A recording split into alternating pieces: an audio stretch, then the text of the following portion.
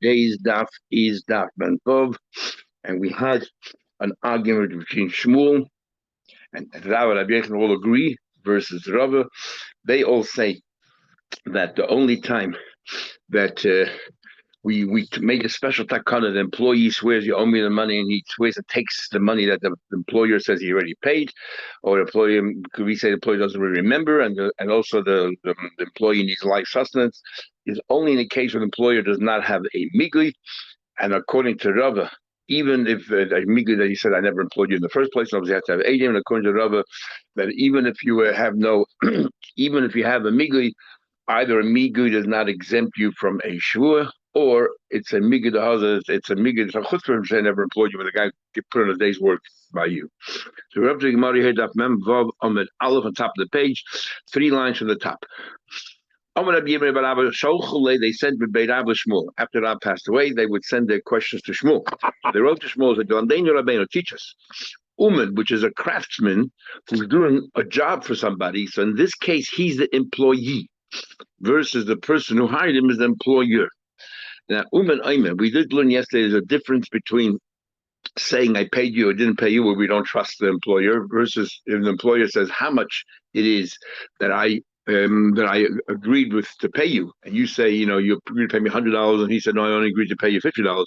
In that case, we say to the employee, you have to swear in this case because we say to the employee that because as the Gemara previously said, the employer doesn't remember how much he agreed to pay after negotiation. So I'm there to teach us a craftsman or the employee. He says, you said you'll pay me 2 gold coins, or hello, it's 2 silver coins. I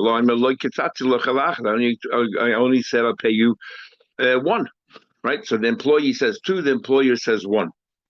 Me nishba, who swears? Now, in a way, this is a moed mixus. The employer says, I owe you the money, but not as much as you claim. I owe you less. I'm a mixus. So technically, the employer should be the one swearing. And then he doesn't have to pay more than whatever it is. So he said, Shmuel, who should swear? The employer, or do we also make the takana that the employee swears? He says, in this case, the employer swears. And and the uman loses out. No, it's like any other case of merger mixes. Over here, the employer owes the money to the employee, and therefore he's a merger mixes, and he swears that he only owes him this much, and he's put. So the Gemara, why? Because tzitza. In this case, vaday mitka de kiri inchi. Tzitza, surely he remembers. We're not going to make the special takana and say, oh, he forgot that. Let's move the shvua over to the employee. An employer remembers. That's what we said before yesterday. So, hey, it's not so. But we just looked yesterday in the Brisa that Rabbi Shmuel quoted where it says that who's the one who swears? The employee, just like everything else, the employee swears a special takana. It says they cut it. It says if they so the question is follows. More than that, it says if they argue about how much money it is, then how much then he has to prove. If he says you agree to pay me more, the loy maisi raya, if he cannot bring a raya, poka. If he cannot bring a raya, then he owes him nothing. He owes him nothing. He only owes him whatever it is that he owes. Or it's talking about a case we already paid. They still paid by the mixer. It's talking about already he paid. He said, I only owe you 50, and I paid it to you. So therefore, my yishba balabais reafshirum according to you Shmuel, shouldn't the balabais at least have to swear like a moedim and mixes? Let him swear, and then he's potter. And there it seems to say that he's potter completely. Doesn't even have to bring any evidence. It's the other way around. The employee has to prove that you owe me more than what you're saying you owed. Oh, Nachman said, you're right, let's dodging Tony. Don't take the Bryce literally. The Bryce is giving you 2 scenarios. Maybe either the employee brings some kind of proof that he promised to give him more, or if then he can collect, or not. Yishva balabais the Bryce doesn't mention it, but the balabais has to swear like any other mixes, and the uman loses out, doesn't get anything more. Okay, Mitchell, that's a question. So you're telling me when it comes to this case of tzitza, the shvua remains with the employer. He swears and he is potter from paying the balance. Not like if he argues about those ways, he goes back to other person. So that's a question. Hanoi should tell somebody gives a towel to a trade craftsman.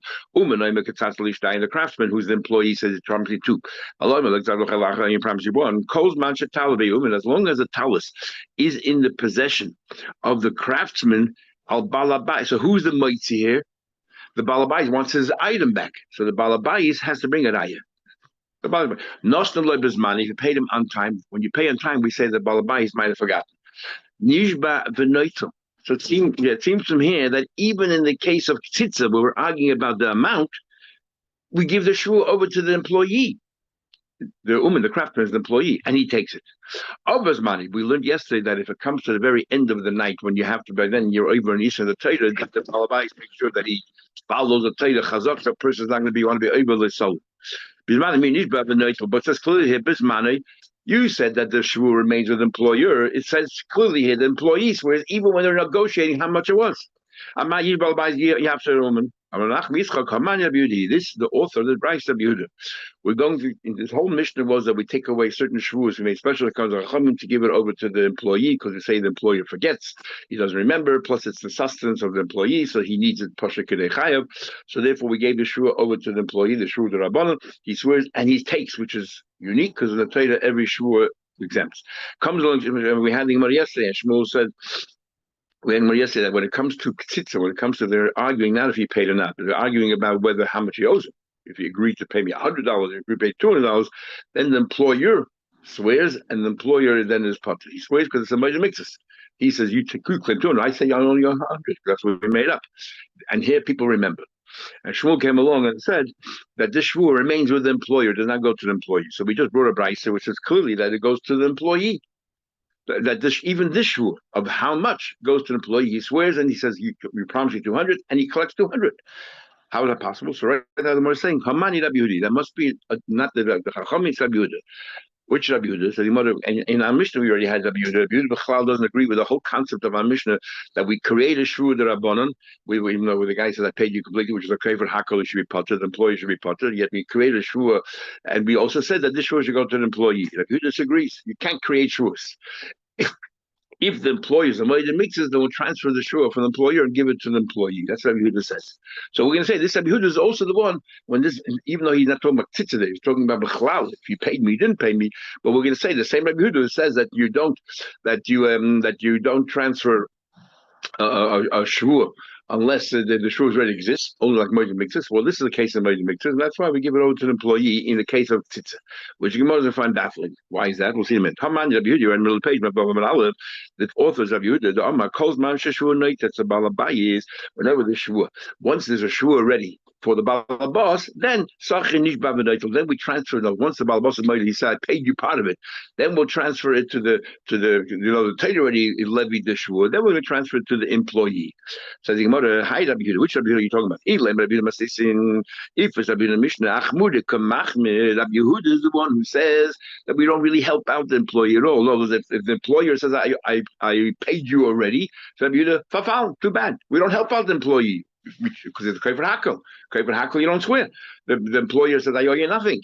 So therefore, Rabbi Yehuda is the one who stacks against the employee. He's the one who's going to say that when it comes to tzitza, I think Mother finds it baffling. When it comes to tzitza, we're going to the Chachamim say by tzitza we leave it with the employer. Rabbi Yehuda is the one who's going to say we give it to the employee. Rabbi Yehuda B'chlal doesn't believe in union rights and in employee rights. He believes in employer's rights. How can it be that suddenly when the Chachamim say we'll agree with you in this case, leave it with the employer by the mixes? By the case of tzitza, because people remember, there Rabbi Yehuda says, you know what, we're going to help out the employee. Klapnish.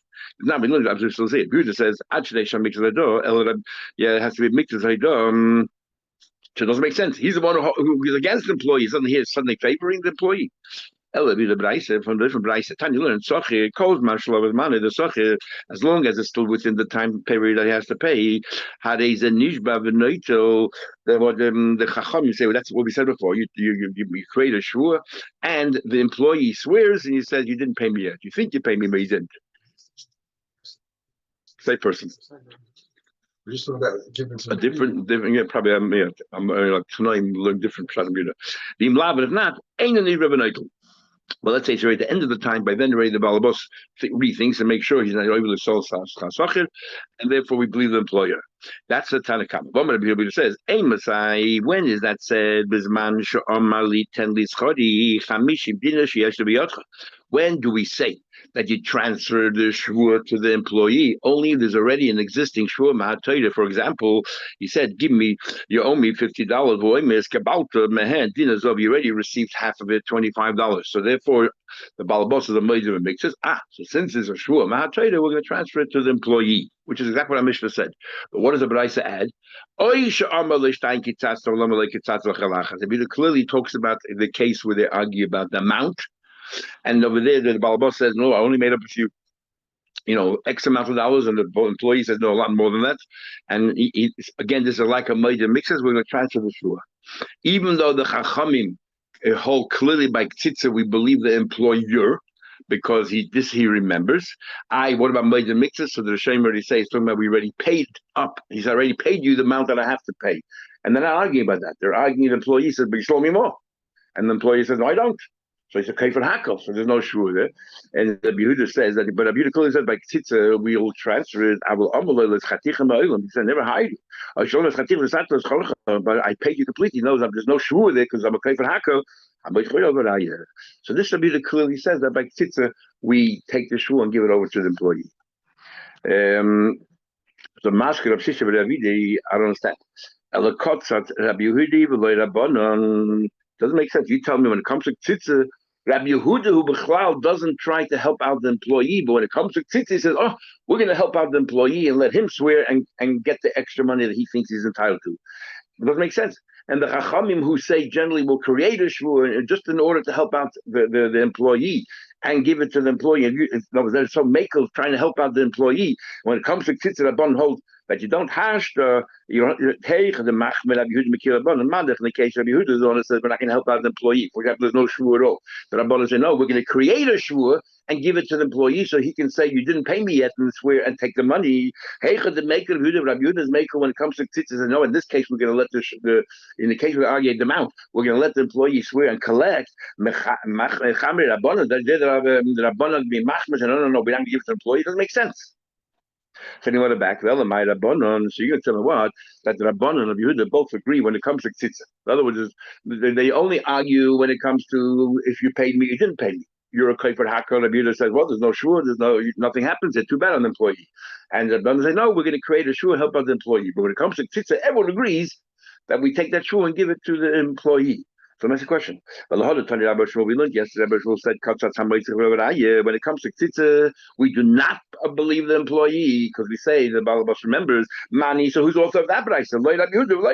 You just told me now that Rabbi both agree when it comes to their arguing about the amounts. The tzitza, we will help out the employee and we'll let the employee swear and collect whatever he thinks he's owed. And yet this brayso is mefedish that you don't help out the employee.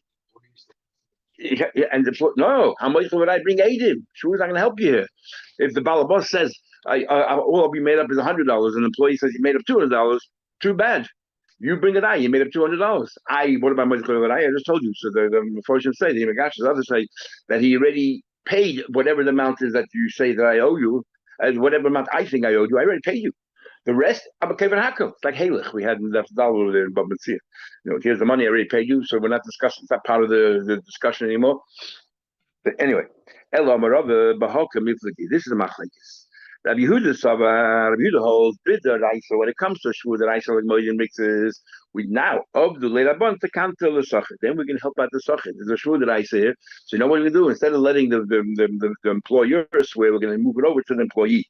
But the Rabbanon, when it comes to shvur, the Rabbanon, the entire concept of a shvur is only with the Rabbanon. In other words, when the employee said, I paid you already, that's it, the end of the story. It's a kafir hakel. The Rabbanon said, maybe he forgot. Because Torah the Poilov, there's so many workers, he's not really thinking. He thinks he paid him, he didn't pay him. So therefore, the whole shvur is only a takon zachamim. And then make a second takon zachamim. Now we're going to take that shvur away from who should be swearing it. You swear the one who has to pay and be potted. So we're going to say no. We're going to intervene. We're going to say no. We'll take the shvur away from the employer, give it to the employee, let us swear, and collect. A double takon zabon we don't do. Takanta left in. We don't do a double takon zabon. Rabban hold, but the Rabban nami of takanta l'sachir. The Rabban hold no. We will help out the sachir over here. That's why Rabbanan argue with. They hold that we always. That's about general machlekes. Rabbanan hold that even the shul with Rabbanan, we're going to help the employee out. Navos. When it comes to tzitza, nothing to do with helping tzitza. We believe mitkadaki. There's no reason to make that contract in the first place. We believe the Balabas remembers. We go back to the normal dinim that he is a kaifer hacker, and therefore he is potter. There's no reason to make a special takana with a shvuya because the whole reason is about both forgets. You forget whether you paid or not. Every week you have to pay for every, and you thought you paid. You have so many employees, and we make no difference how many employees you have. But when it comes to the amount, people don't forget the amount to negotiate. They know what they were prepared to pay, and I'm sure I did not ever agree to pay you more than this sum. Okay, now from the bottom of the page, we're continuing going through the Mishnah. These are the people that in these situations we decided that instead of the person swearing who has to pay and then walk away and being exempt, we're going to transfer the shul over to the other party, the one who collects. Swears and collects. The next one is Nigzel, a victim. And we said Adim saw him taking something from the house. So what's going on? Right now we think that Adim saw you taking something from the house. Okay, so what's going on here? The guy said he went into the house to take things from you. Now, but they didn't see because the Adim saw they took what's sure. The Adim come to Bez and they say we saw you steal a clock, and that's it. End of the story. Give it back. So he's talking about it here. But Pasha the Adim did not see it. They just said they heard the guy say, "I'm walking in the house and I'm going to steal X," and now we didn't see, so we need to have a shul. So the Gemara, the Dimala Mashker Haino took anything. The Gemara, Heinman, didn't we learn? Nachman's part of the question. Nachman said, Heinman did not get naga biyodeh. If a guy holding a hammer in his hand or an axe in his hand, I'm going to chop down this dikla, this palm tree. And then the following morning, you find the katu. Bishadi was cut down and they're lying on the ground. So can we automatically assume that this person is the one who did it and he should reimburse the balabas of the palm tree? No, who cut it? It's not even circumstantial evidence. The guy still did something. Who said he did it? Alma of it in the gozim. People say, oh, had he said one more word, I would have killed him. No. And how many people died that way? They said one more word. People talk. That's how people talk. Just because he's gozim doesn't mean that he'll do it. And even though you found the tree there, it could be somebody else, possibly someone else did it. So just because he told the Adim, I'm going to the house and steal something, how do you know you did it? Amos says, ooh, mashkanoi, and he took. The Adim, he told the Adim he's going in to take it, that's what mashkanoi, and he took. But he might have knew let us in my mashkas, see what he took, and that's it. End of the story. What week of shul coming in? So the Gemara.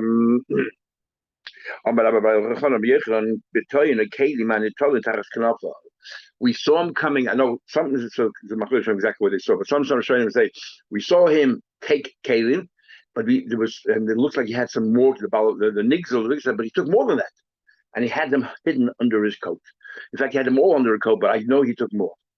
So that's the story. So the Adim cannot testify, but once there are grounds that he stole, and we know he stole something, and then the Nixel said you stole more than that, so someone has to swear. We say, Nixel, no, you swear and you collect. Because we penalize, once we establish the guys, we'll penalize him. So the Gemara,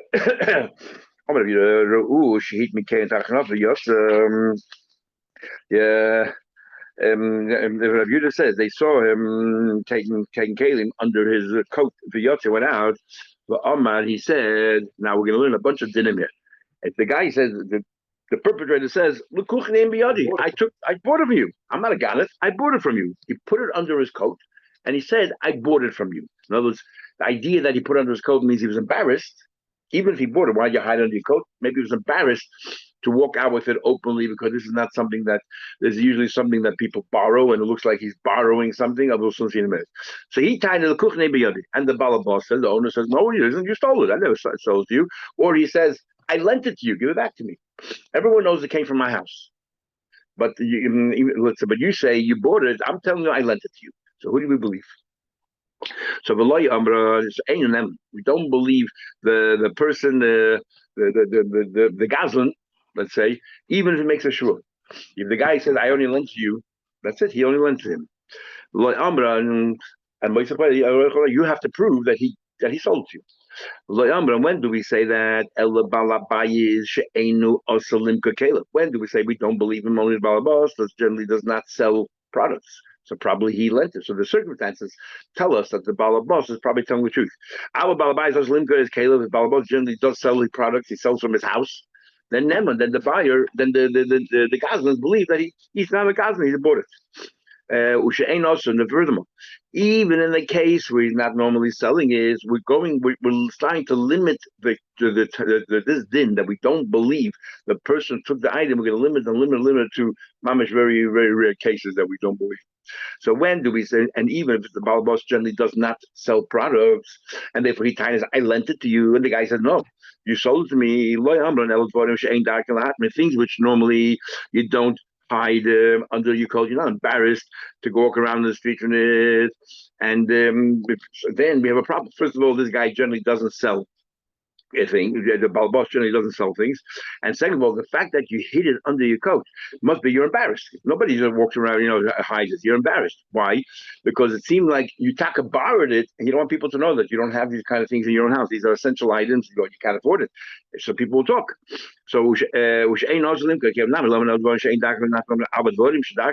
things which are common to hide under your coat, and even though you're the balabos, only you have one chazaka that normally you don't sell. But generally, we don't assume right away a person's a ganef. So therefore, if he claims that he bought it from you, they're probably telling the truth. He is believed. Why? Because maybe this case he sold it. We're not automatically going to believe this person and establish. It's difficult to say a person's a ganef. To confer the title of Geneva on some a ganef, but you have to have some kind of evidence. And then goes further.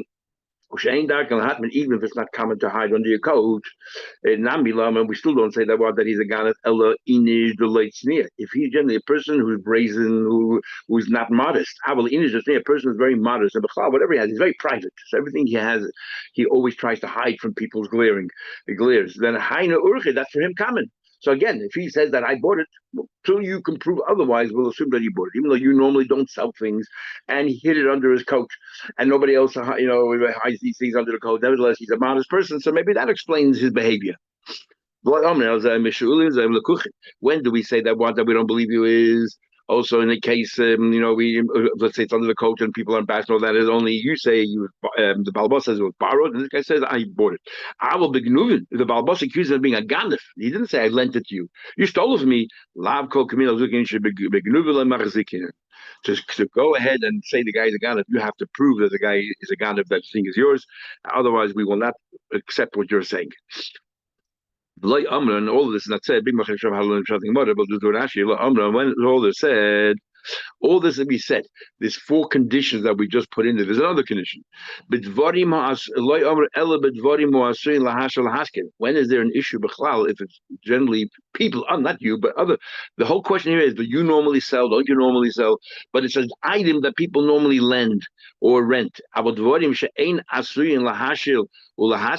generally people don't lend it, even though you don't normally sell, Naaman, then definitely would believe the guy, I bought it from you. And interesting, Rashi says over here, what are things that people normally do lend and people don't lend? The Sholach Rav Huna. So according to Rashi, this last thing of Asrim Lahashalaski is a continuation of the conditions. According to other Shaimis, this is unrelated to conditions. If it's something that that nobody ever lends, I don't need any conditions. Definitely the guy bought it, even if it doesn't meet any of this criteria. Even though you normally sell anything else, it doesn't meet any of these criteria. That's why we're going to say if the guy claims I bought it from you, then we believe him that he bought it from you.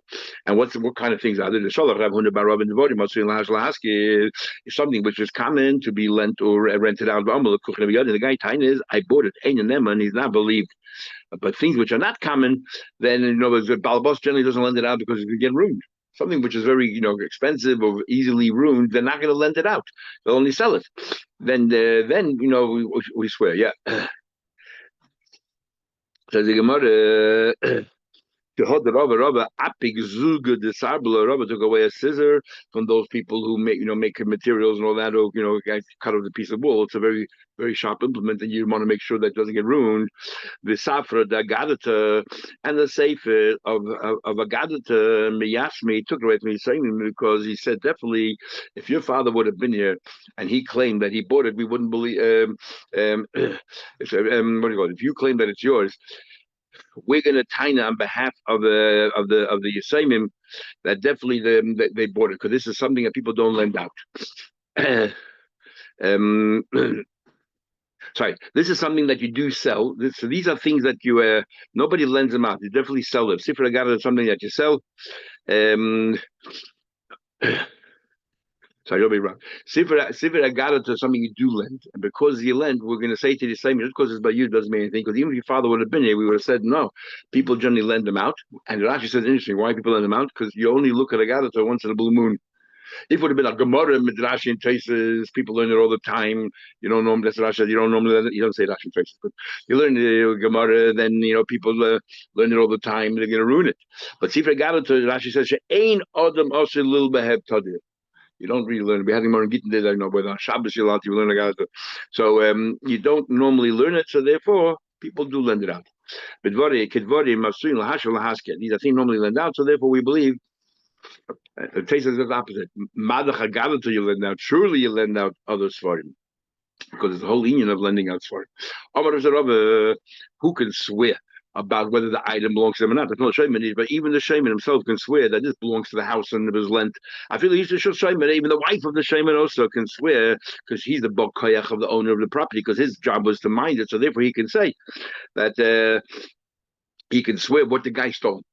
What about just an employee who works around the house, Mike? Can he testify as to what was stolen or not? Is Teiku.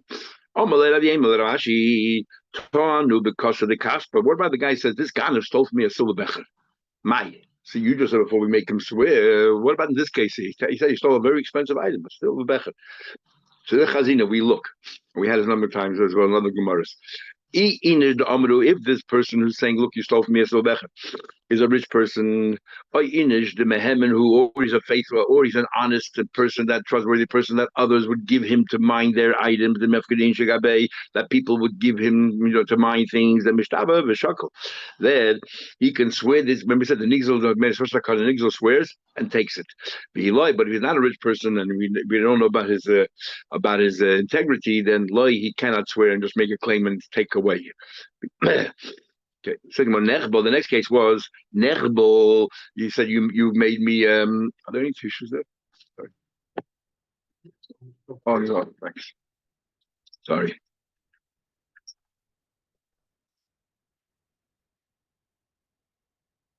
Nechbo. He said you wounded me, and the other guy says no. Then again the Nechbo swears and he collects. And Abuda says no, only if he said you hit me twice, you bruised me twice, you owe me five payments twice. Then and he said only once. Somebody didn't mix it. That's the only time we do a shua and we transfer it. So the mother only in a place that when do we say this din that the nechbo has to swear only if in a chabola he could have let's say done it to himself. So he has to swear that you did it to me. In a place he could not have done it to himself. The only person who could have done it is that other person. Then why swear? It's obvious the other person did it. Maybe he did it to himself, but not by hand, but maybe he rubbed himself against the wall and harmed himself. And how can you just make the other person swear? He bit him on the back of his neck. How in the world can he bite himself on the back of his neck? And you go against the wall, you can make teeth marks. Or Ben Atila Yodav. Sorry? So it's obvious it came from the other person. Between the shoulder blades. Yeah. Maybe there's another person there. In any case, there's nobody else there. We said if we don't trust this person, whether we don't trust him because he's he lied, he swore false in the past about a pekudin, swore about ages. I have no testimony. Then he admitted he lied. Then we don't have him, and then we're not going to trust him with the shur now either. And therefore, the other person swears, whatever the swearing is. But I feel shur shav. Shur shav doesn't impact. It's nothing to do with money. All these other shurs show that he has a weakness for money. Shur shav is I made a shur that a stone is a stone, right? The shur shav, empty shur. And even though that has nothing to do with money, there's no weakness for money. Nevertheless, we're not going to trust him with a shua in this case here, and we're going to say, let the other guy swear. Because he's shown that you don't treat a shua properly. You don't treat with the true respect that a shua is. Said, I feel a shua. What's that feel? When I said, you don't have to say, hand of these because mom and we see he has a weakness for money. Surely we don't trust him when there's a dispute here about money that we talk, let him swear and we'll walk away free. Of course not. All it is denying words. Loy. Mehem have believed anymore. Ready Gemara, so Ebazay, but listen, Nam Meshuvas Bitu, we learned about Meshuvas Bitu. I will eat, I won't eat, I did eat, I didn't eat. Conclude that if he made a lie, if he swore that I'll do something, he didn't do it, can never trust with the Shvuah again. If that's the vote that he doesn't treat Shvuah properly, then include that. So the Gemara, Kiktani Shvu. I'm talking about a Shvuah where the words themselves are not Aveda. The words themselves are Aveda. The Shvu itself is no good. Shvu Shav. The Shvu itself is a waste of words. Either b'shikra because he said a stone is gold, or gold is a stone, or a man is a woman is a man. So he b'shikra. So Shvu's beat is I will eat. So b'shas ma'aser, what did he say wrong? Nothing. The problem was later he should have eaten and he didn't. That's not what we're talking about here. So the Shvu itself he might have done properly. He thought he had the best intentions. So that's why that wouldn't be a reason for us to not to trust him with a Shvu right now. At the time he said it, he meant it well. Like Tanis mentioned, about the future. He talks about the past. The words themselves are a lie. So he says you're right. However, when he said Shvu Shav, the Shvu itself is a lie. So anything else. So you're right. A Shvu's bit the past tense is included in the example of Shvu Shav. The Gemara just went to a line. Then we said that if they do Avedas the Rabbanon, not a ganif, because we agreed to play cards, we agreed to gamble, or play dice, or a piece of chips of wood. We agreed to do it. So not a ganif, but a smachta lekanya, according to that Tana, that's the halacha smachta lekanya, and therefore I shouldn't have played. It's only awesome with the Rabbanon. And the chiddush is about you cannot swear. Hasul amali. So when it says Tana Psula Daraisa, Tana Psula Rabbanon. First we list those apostle Mahatayra, and then we list those Rabbanon. As a big machlekes faces about B'tzida Pogam Bay, the whole sugya there, the Rishonim, this whole din that a person who swore false once, or he was caught cheating, for example, or stealing, cannot swear. Is that Mahatayra or that's Midrabanon? So Pasha Shatning Mod here is that it's Mahatayra. So that I said these are apostle Mahatayra and these are apostle Midrabanon. Taisha says, however, that Migu the Chasha Moina Loi Chasha Shvos. And he said that a Gazlan the Chamas is only awesome Midrabanon to swear. Because the Shvua Taisha over there explains people take it far more seriously than stealing somebody else's money. They have a whole kabbalah where I can use their money. What's big money? It's only money. But to swear in the Abel's name in vain, you won't do that. So therefore, the whole thing is only awesome Midrabanon. So the chatting mod here then is Psula the Raisa, those that did an Aveda Mahatayra. And now we're talking about those who did Aveda Midrabanan. But in both of them, what's the reason why we don't trust you is Midrabanan. Okay, we'll stop hearing tomorrow, Mitzvah Hashem.